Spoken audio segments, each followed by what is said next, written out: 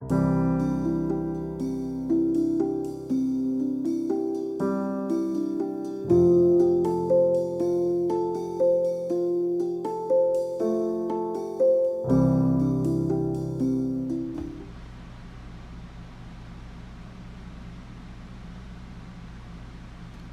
everyone, this is Wayne coming to you from Wayne's Model World here in Central Florida.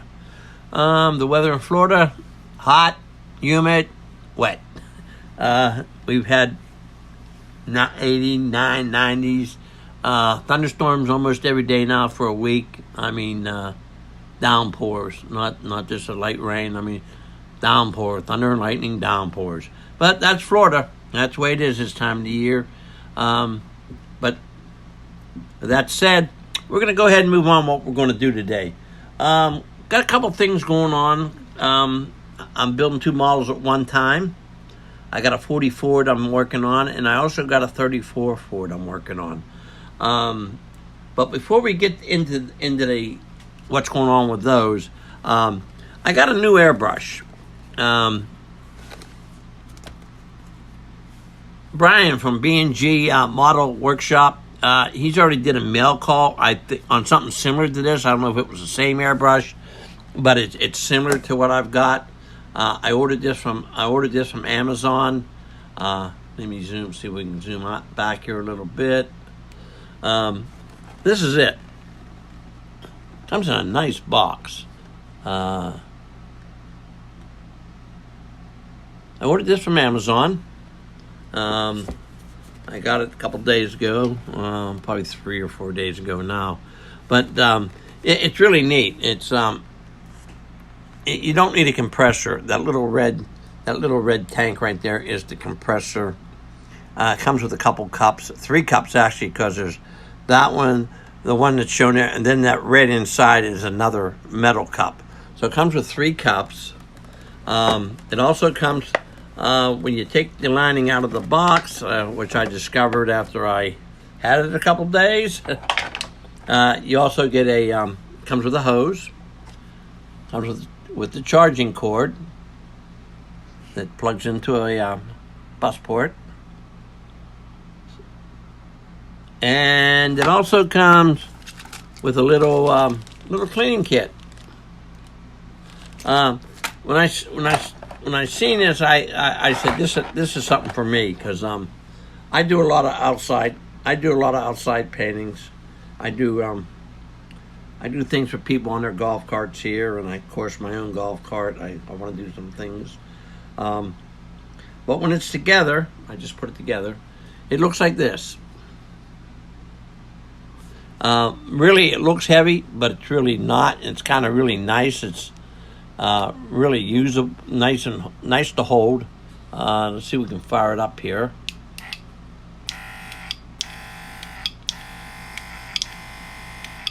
I think I read it puts out about 25 psi.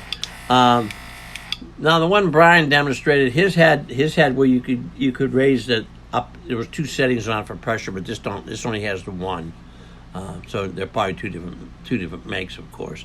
But I thought this was kind of neat. Not real. I've got it on Amazon. Not really expensive for an airbrush. I think they were having their deals going on or something. I think I got it for $50-some. I've since seen it for like $70-some. But for an airbrush, it looks to be pretty quality. You got adjustments back here. You got the 3 thing. I think for the money, I think I'm going to enjoy using this. This won't be my everyday that I paint every model with, but when I got to do something outside, this would probably be my go-to. Because my good airbrush is one with a trigger on it. I like the trigger better than a button, but just got a nice button on it, nice touch to it. It's real soft, easy. But that's that. Okay, that's that for the airbrush. Let's get on to what we're doing on the models. The 34 that I'm building, I got in touch with a buddy of mine. We finally got in touch with a buddy of mine here lately. He lives in California. We used to when we lived in Pittsburgh. We lived down the street from each other. We would kind of neighbors, and we did a lot of things together. And building drag cars was one of them. He would do all the mechanical work. I would do all the paint work. And we built a couple. We did build a couple drag cars together. And he went off to California, and he's still into it. But he has he actually sent me a photo. This is his actual 34 Ford. This is his I guess his daily driver. And he sent me quite a few pictures. I got quite a few photos. It's got and here's what's unique about this whole deal. I'm interchanging a lot of parts from the 40 to the 34, 34 to the 40. This has actually got a 44 dash in it. So I'm going to use a dash out of my 44 kit and put it in here, and I'm going to swap the dash over to the 40 from the 34. Engine's kind of basic, nothing fancy going on with the engine. It's kind of just a basic Chevy engine, small block Chevy. He's a Chevy man. But that's basically where we're at. Interior is kind of just basic bucket seats. It's not going to be a hard build. The only problem was, when I went to look for a kit, I figured, well, 34 Ford Roadster kit shouldn't be hard to find. Well, it is. I couldn't find one anywhere. I don't know. I even reached out to a couple people on the different channels and asked them about it. And so what I ended up doing, I bought the 34 Ford Street Rod. Of course, it's a coupe. It's not a Roadster. So what I had to do in that case, I had to take and cut the roof off. So here's the body I got now ready for the Roadster. I had to be careful because I had to maintain all this around here, all this edging, because that's on his. But I had to do that. And of course, I had to hunt down a windshield for it, which I found. This piece back here, this is actually on the fender assembly of the coupe. So I actually had to cut that off of the fender assembly for the coupe and fit it into here. I still got to put, his is closed in right in here. So I still got to make pieces for there. It's been quite a challenge. And I still got a lot of challenge ahead of me because his is channeled. So I'm going to have to do some work with the interior so I can get it to sit down over the chassis. This is basically, I got the front end done. This is basically what his is. The straight axle out of the 40 Ford with the radius on it. But all his is painted black. So this will all get painted black. The 34 he has a 9-inch Ford rear end in it, which I have a rear end. But it has a 4-link system in it. So I'm going to have to make a 4-link system. I have a pretty good idea how I'm going to do it. So I think that'll move on pretty easy once I get making the little brackets for the 4 links to fit into is probably going to be the biggest challenge. So that's about where we're at with the 34. We're not very far along with it. It's just been hunt and pick and go around and take from one, put into the other. The 40 Ford, I'm not really far along with it either. Let's see if we can zoom out here a little bit more. Let's get a shot of this. Okay. There's the 40 Ford. This is where I'm at so far with it. Let me put it up on a pedestal so I can swing it around.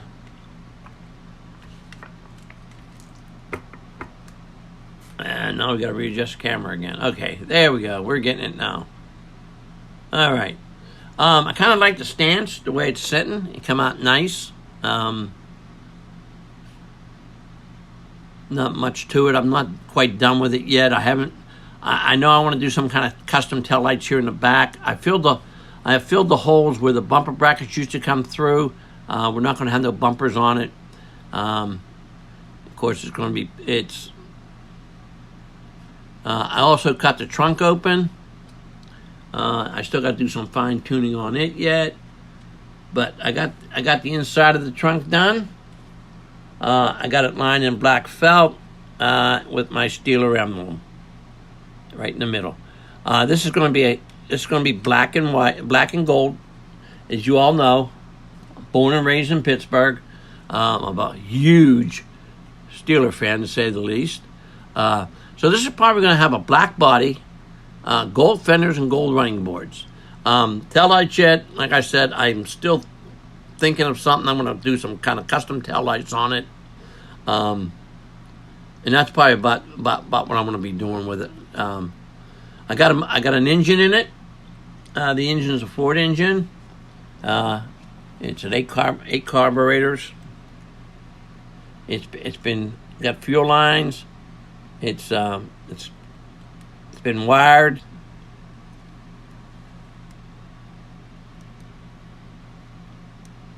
I had to make it a distributor, which is like a waste of time because you can't even see it. It's stuff down in there. I'm still debating yet on the hood. I don't know if I'm going to put the hinges on it or not. If I don't put the hinges on, I'm going to fill those holes. I usually make most of my models with lift-off hoods, so I can just show the engines off. So I'm probably going to end up gluing pieces in there and do away with them slots. But it is going to have running boards on it. And I might do a few more touches yet. I'm thinking about some kind of maybe different headlights, but I'm not sure yet. I don't want to do too much to the 44 because it's such a classy-looking body style to start with. It looks sharp, even when you just build it totally stock, which I have done. I have a few of these. I love the 44. I built a lot of them. So I do have... I don't know if anybody's seen my videos where I do the trunks, where I put the little magnets in. So when they close, they latch down. I'm going to do that to this because it does have a little bounce to it. But that's basically where we're at. I got the 2 working. I don't spend much time on the bench. I probably only get a couple hours a day to mess with these. But a lot of times I sit in the evening and look at stuff. And as I go, of course, here's the rear end I got for the 34. I look at this stuff as I go. Of course, I'm going to put the this is the dash. This is the dash out of the 34. It's going to end up in the 40. So I'm swapping a lot of. I have to keep going through parts and swap parts around. This got the independent suspension out of the 34 Ford, and it's also got the rear independent suspension in the back too. So. And I got to do a few touch up here and there. I'm not, I'm just going along here. But that's where we're at. I don't want to drag this out too much. But this is the 40 Ford. This will probably get done way before the 34 because the 34 I got to look at a lot of pictures and do a lot of painting and different things. And I keep calling them saying, hey, what about this? What about that? And, of course, you get on the phone to somebody in California that you don't see all the time. A question ends up being an hour or an hour and a half conversation. So with that, this is Wayne. Have a good one. Stay safe. Goodbye.